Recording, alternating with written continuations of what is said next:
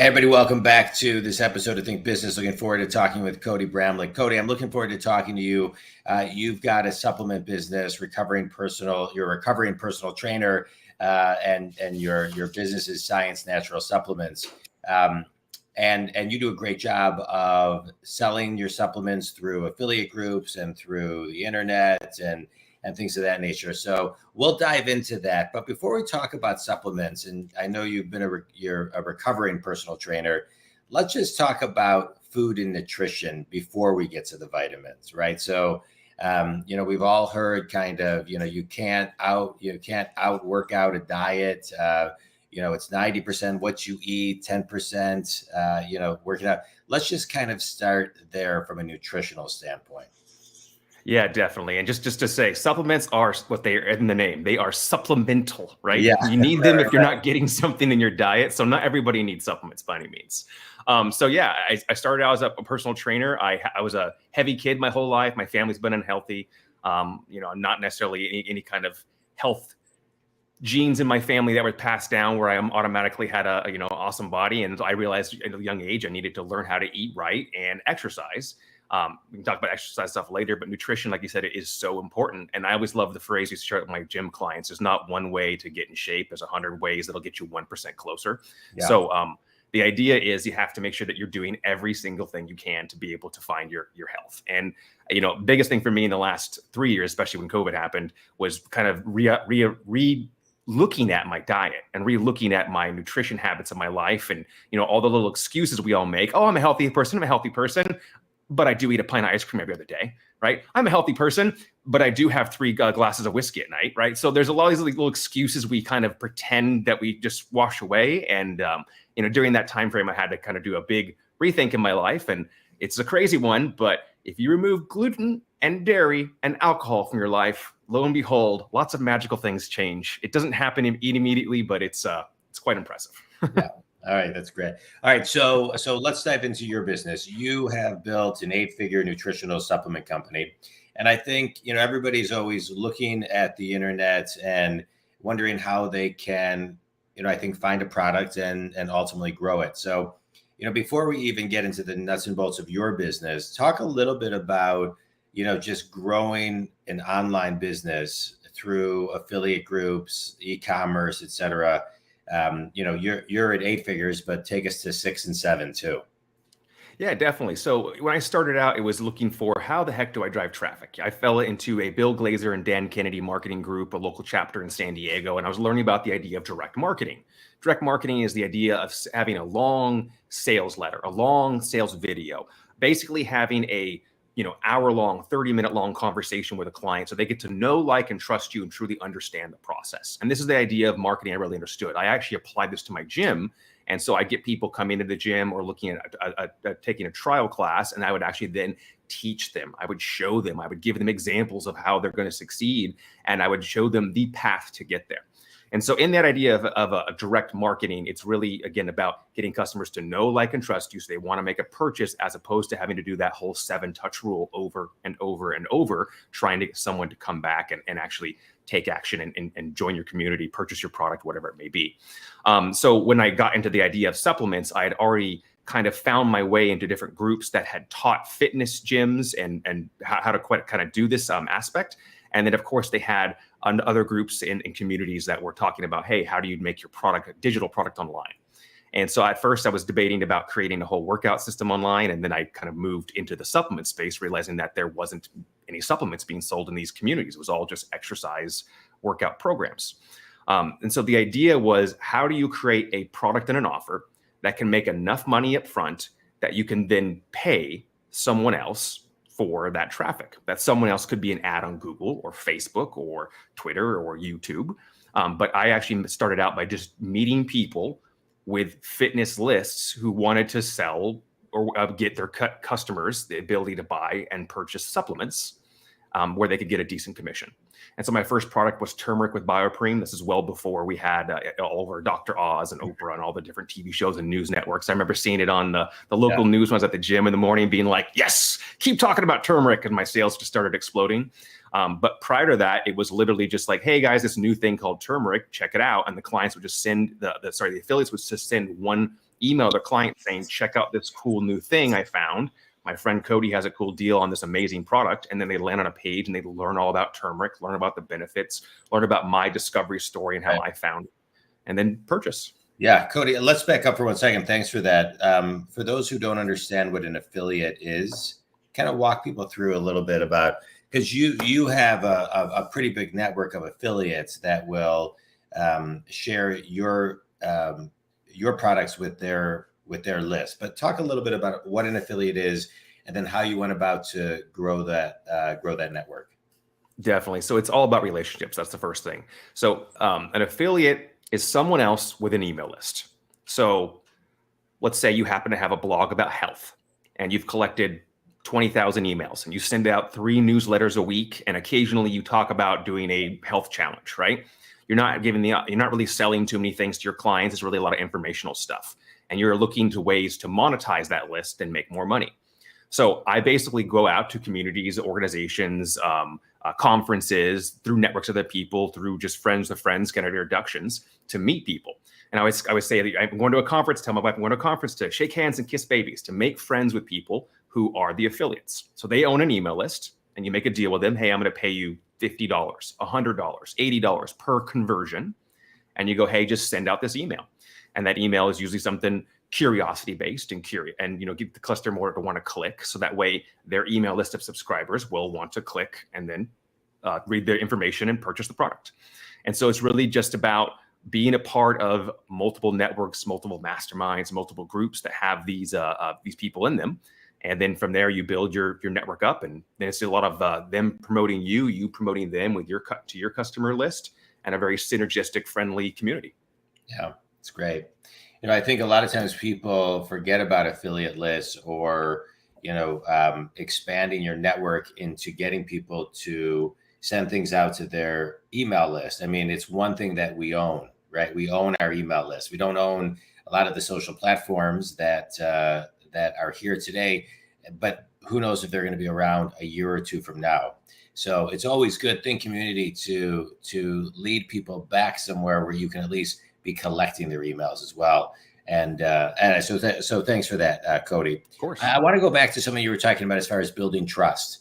How do you build trust? Because I would think, you have a business, any business for that matter, that competes with Amazon, or Amazon competes with you, right? Someone would come to your site, and then not your site, but multiple sites, and then price check it at Amazon. And because they have Amazon Prime, boom, they can get it in like literally an hour. So how do you build the trust, but also the loyalty in today's, fast-paced world where they can just have 2 screens open and compare, contrast to Amazon and click?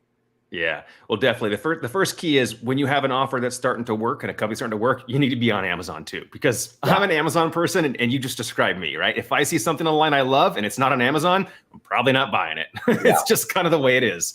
So right. Making sure you're on Amazon and your product's there, so when they actually science natural supplements, turmeric, boom, it's there and they can buy it. Now that's going to be a small piece of your actual pie.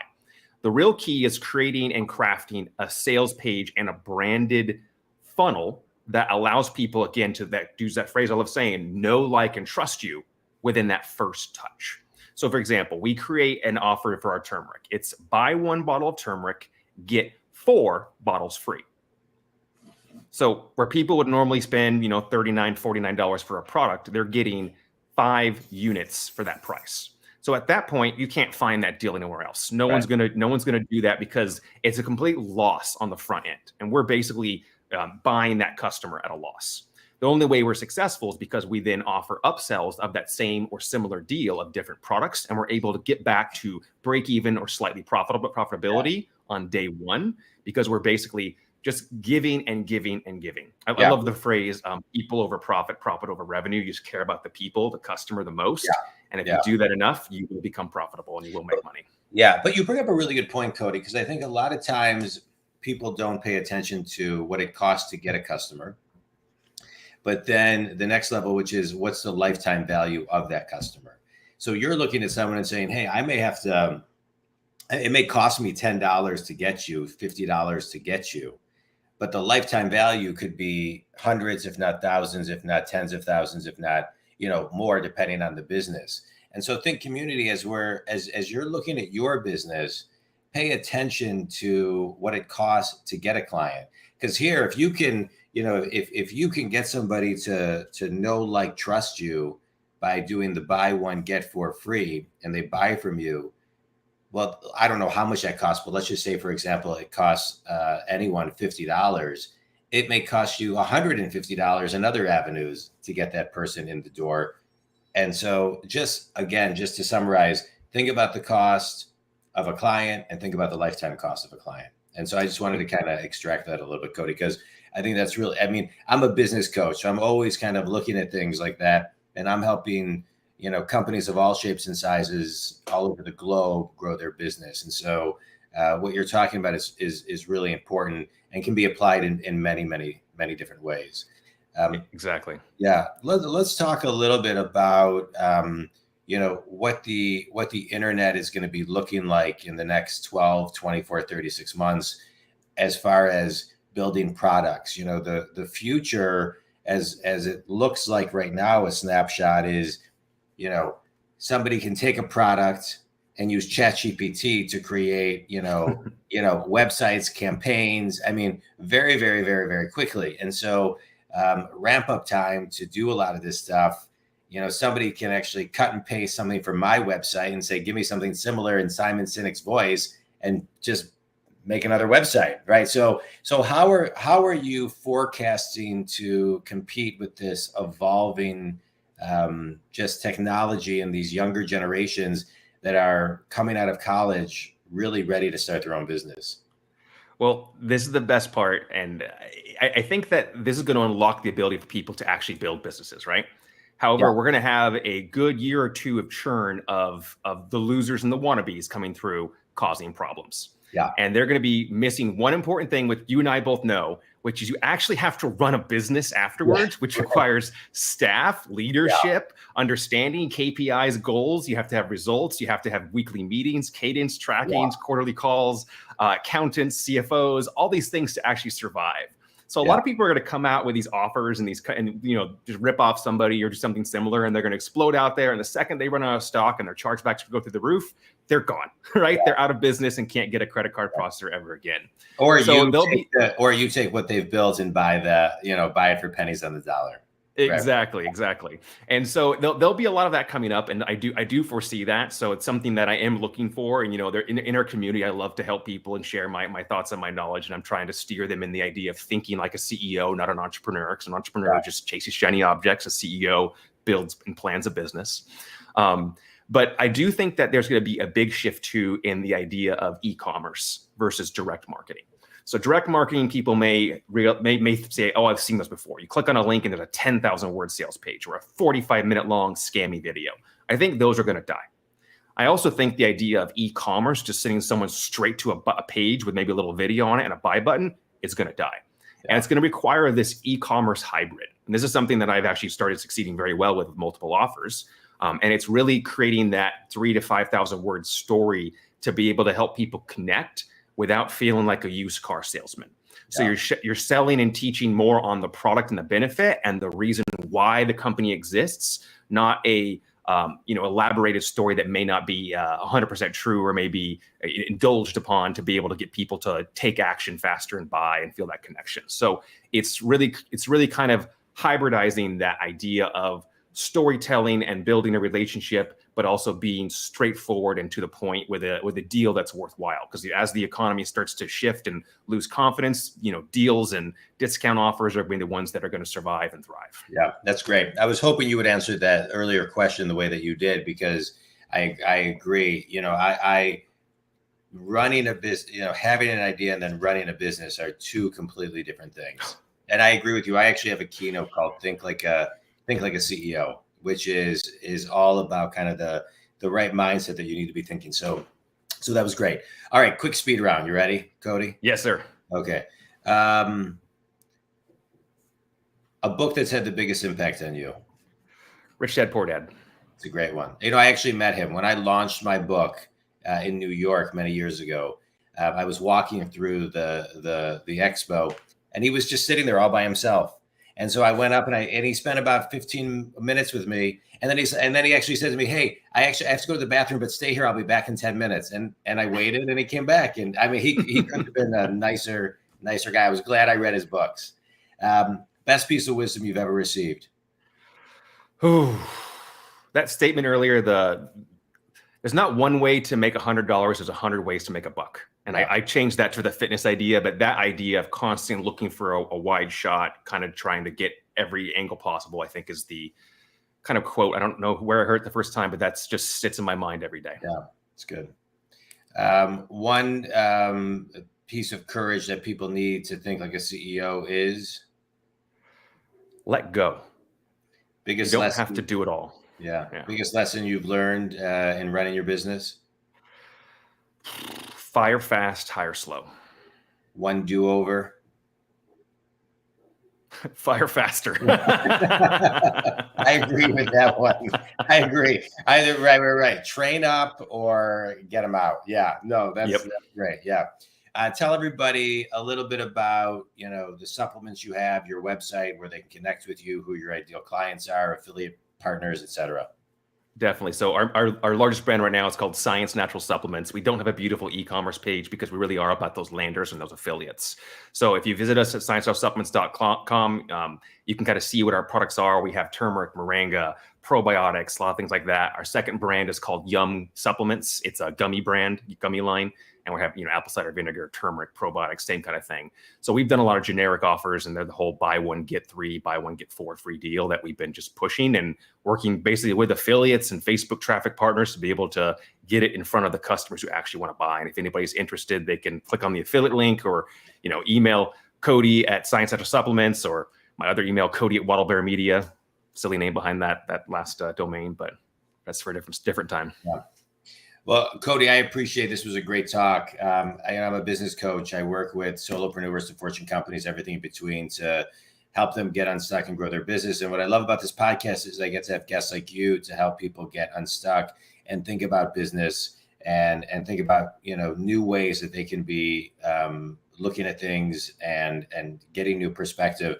So I appreciate everything you shared today as far as and I want to extract one thing, which was you said a lot of great things, but know, like, and trust, right? Whether it's at first glance or however you're layering it in, people need to get to know you. They need to like you, and they've got to trust you. So as you're looking at your marketing now and in the future, those are three great things, great takeaways. Cody, one more time where they can connect with you. You can reach out to me, Cody at waddlebearmedia.com. That's my silly company umbrella name. And you can reach out to me and I'll literally answer any email anybody sends. I'm an open book and I love to share and help people succeed as well. So feel free to reach out with any questions. Great. And if you need any business coaching, you can check out jondwoskin.com. Cody, thanks. This was great. Really appreciate it. My pleasure.